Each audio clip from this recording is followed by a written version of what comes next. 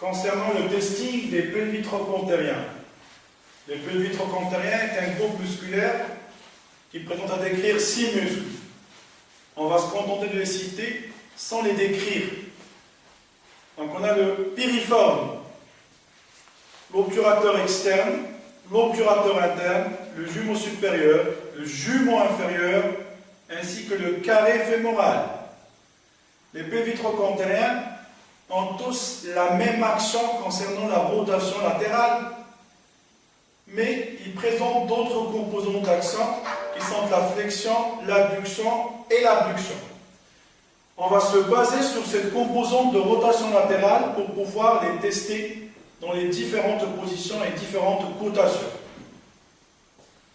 La seule particularité sur le plan fonctionnel ou sur le plan fonction anatomique, on la retrouve entre le piriforme et le carré fémoral. Et on dit que le piriforme et le carré fémoral sont de deux muscles qui sont à la fois agonistes et antagonistes, qui sont à la fois synergiques et antagonistes. Pour la simple raison, c'est que le piriforme est rotateur latéral, abducteur. Le carré fémoral est aussi rotateur latéral et adducteur. Donc c'est pour ça qu'on parle de cette notion synergique et antagoniste en même temps. Donc on va se contenter de les tester sur la rotation latérale, parce qu'ils ont tous une composante pareille de rotation latérale. Commençons par la cotation 3, où le travail doit se faire contre pesanteur. Pour mettre en application cette cotation 3, on en parlera de deux variantes. Une première variante qui va se faire en décubitus latéral, ou beaucoup plus homolatéral, c'est-à-dire qu'on va tester le membre en infralatéral qui rentre en contact avec le plan de travail, et une deuxième variante qui va se pratiquer en position assise. Commençons par le décubitus homolatéral.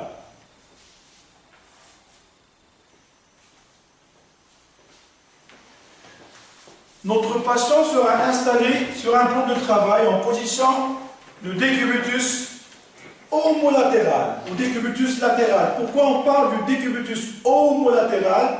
Parce que le membre, je répète, le membre attesté ou le muscle attesté est placé en contact direct avec le plan de travail. Patient décubitus homolatéral, le membre attesté est fléchi au niveau du genou pour pouvoir utiliser le levier du segment jambier. L'autre membre légèrement décalé en devant ou vers l'arrière, de préférence le décaler vers le devant pour libérer la voie de passage et le champ et le secteur articulaire pour pouvoir réaliser le mouvement au niveau du côté attesté. Kiné sera positionné, ou l'évaluateur sera positionné derrière son patient. Sa main de contreprise ou de contrôle sera positionnée à hauteur de son bassin ou de sa crête iliaque. Après avoir montré au patient le geste ou le mouvement à réaliser, on procède à la cotation 3. Donc le mouvement à faire ou à réaliser, à exécuter, c'est la rotation latérale. Avec un simple langage, un langage simple, fluide, on va demander à notre patient de décoller son pied et son segment jambier du plan de travail sans rompre le contact avec le plan de travail, avec la cuisse et le genou. C'est-à-dire que la cuisse, le genou ou le segment fémoral va garder son contact avec le plan de travail. Il n'y aura que le pied, la jambe qui vont se décoller. Et comme ça, on aura exécuté un mouvement, donc je le répète, un mouvement de rotation latérale de hanche, bien sûr. Un mouvement de rotation latérale de hanche.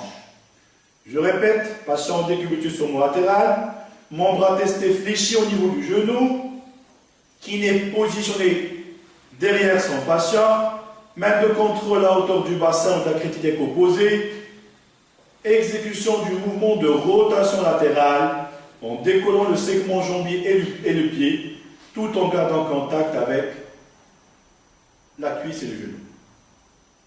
Mouvement réalisé dans toute l'amplitude, muscle pelvitrocontérien côté à 3. C'est un mouvement qui se réalise contre pesanteur. Passons maintenant à la cotation 4 et 5. On passe à ces deux cotations qui nécessitent l'application des résistances, que l'on répète à chaque fois, d'intensité moyenne et d'intensité plus importante pour la 5, et qui nécessitent aussi une comparaison par rapport au côté opposé, vu que l'application des résistances reste subjective. Le dosage de la résistance diffère d'un évaluateur à un autre, d'un praticien à un autre. On maintient toujours la même installation, c'est-à-dire en décubitus latéral, homolatéral, qui n'est positionné toujours de la même façon, c'est-à-dire derrière son patient avec une main de contrôle à hauteur du bassin, ou à hauteur de la crête iliaque du côté opposé. Mouvement à demander au patient, c'est la rotation latérale en décollant le segment jambier du plan de travail. Cette fois-ci, la résistance sera placée au niveau de la jonction. Voilà, je vais utiliser cette main pour pouvoir positionner et placer ma résistance. La main qui va appliquer la résistance sera placée au niveau de la jonction tiers moyen, tiers distal du segment jambier. Et le patient doit exécuter son mouvement de rotation latérale en décollant son segment jambier. Le kiné doit appliquer une résistance d'intensité moyenne sur la face médiale. J'utilise bien la face médiale de la jambe au niveau de sa jonction tiers moyen, tiers distal. Mouvement réalisé dans tout le secteur articulaire de façon comparative avec le côté opposé témoigne ou confirme la cotation 4. Pareil pour la cotation 5. On intensifie un tout petit peu, on augmente un tout petit peu la résistance pour passer d'une résistance moyenne à une résistance plus importante. On compare par rapport au côté opposé, on réalise le mouvement, on compare par la suite et on confirme si le muscle est coté, les muscles, plutôt les plis vitrocontériens sont cotés à 5 points. Ce qui nous reste maintenant, c'est la cotation 2. Mais avant de passer à la cotation 2, j'aimerais bien vous montrer la variante concernant l'installation du patient en ce qui concerne les cotations 3, 4 et 5. Et cette variante sera réalisée chez un patient installé en position assise. Un patient installé en position assise, son regard à l'horizontale, ses épaules bien équilibrées ou sa ceinture scapulaire à l'horizontale, bassin équilibré. Le kiné sera positionné homolatéralement, c'est-à-dire du même côté par rapport aux membres à tester. On va prendre comme exemple ici le membre inférieur droit, les plis vitrocontériens du côté droit. Il faut montrer au patient, il faut lui demander de ne pas réaliser des mouvements qui vont influencer ou qui peuvent fausser ce testicule musculaire, c'est-à-dire décoller légèrement le bassin ou décoller les fesses du côté du testicule, incliner son buste ou son tronc du côté opposé, se pencher vers l'arrière ou vers le devant. Donc le patient doit rester stable sur son plan de travail et le kiné sera positionné homolatéralement. Les deux genoux seront fléchis avec une jambe pendante, la jambe pendante et la jambe qui déborde bien sûr du plan de travail. On montre à notre patient le mouvement à réaliser. Je vous rappelle qu'on est toujours sur la variante de la cotation 3, 4 et 5 en position assise, après avoir vu et détaillé l'autre installation en décubitus homolatéral. Donc le mouvement à réaliser est le suivant. En partant d'une position intermédiaire ou neutre, on demande à notre patient de réaliser un mouvement de rotation latérale. Et lorsque je parle du mouvement de rotation latérale, je parle de la rotation latérale, bien sûr, de la hanche. Ne vous focalisez pas sur le genou. Je parle de la rotation de la hanche. Portez le pli et le segment jambier vers le dedans, vers l'axe du corps.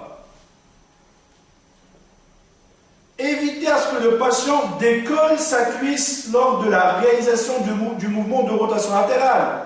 Sinon, il va faire appel à d'autres muscles qui vont aider, qui vont fausser l'examen et l'évaluation analytique.